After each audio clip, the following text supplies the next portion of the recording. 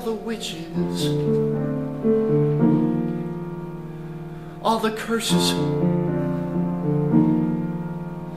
all the wolves, all the lies, the false hopes, the goodbyes, the reverses, all the wondering what even worse is still in store.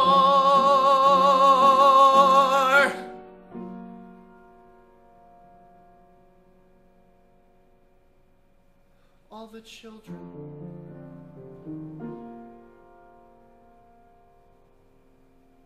all the giants,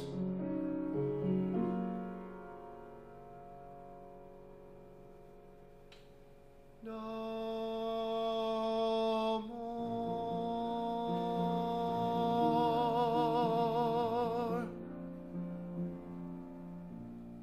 Now who's the fellow that you see? Adolfo. And how should you refer to me? Adolfo.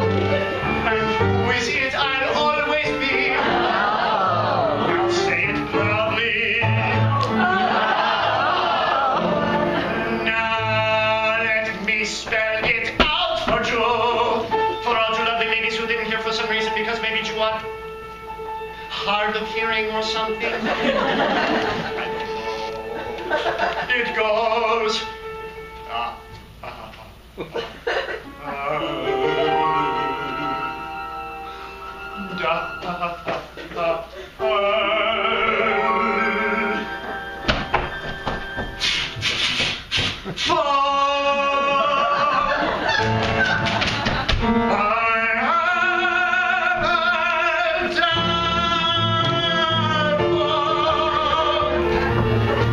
She loves me, she loves me not. She loves me, she loves me not. She loves me, she loves me not. You see, Mother doesn't love me, to put it quite mildly. She likes excitement, romantic affairs, gay clothes. But I'm 25 years old, and a constant reminder that she's not so young as she was. She's 32 when I'm not around, but when I'm with her, she's 43, and that's what she can't stand about me. Besides, she knows I've no use for the theater. She adores the stage, serving humanity in the sacred cause of art. That's how she thinks of it. But the theater's in a rut nowadays, if you ask me. It's so one-sided. What we need is a new kind of theater. New forms are what we need, and if we haven't got them, we'd be a sight better off with nothing at all. I'm terribly fond of Mother, but she does lead such an idiotic life, forever taken up with this author of hers. And her name's always being bandied about in the press, which is all very trying.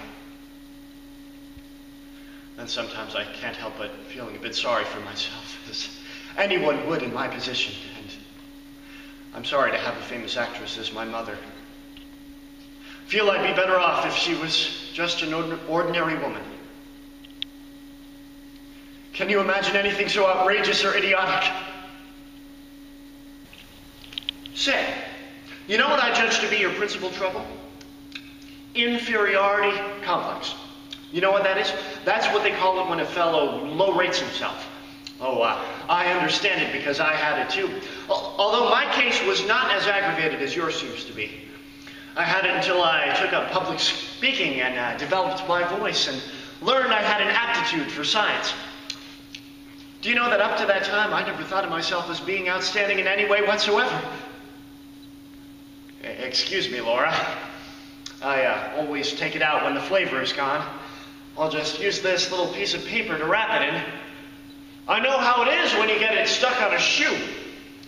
Yep, that's what I judge to be your principal trouble. A lack of confidence in yourself as a person. Now, I'm basing this fact on a number of your remarks and on certain observations I've made.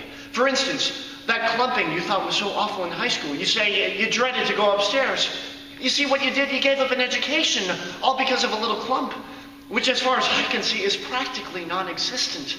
Oh, a little physical defect is all you have, hardly noticeable even, magnified thousands of times by your imagination. You know what my strong advice to you is? You have to think of yourself as superior in some way. Take me, for instance. I guess you think I think a lot of myself.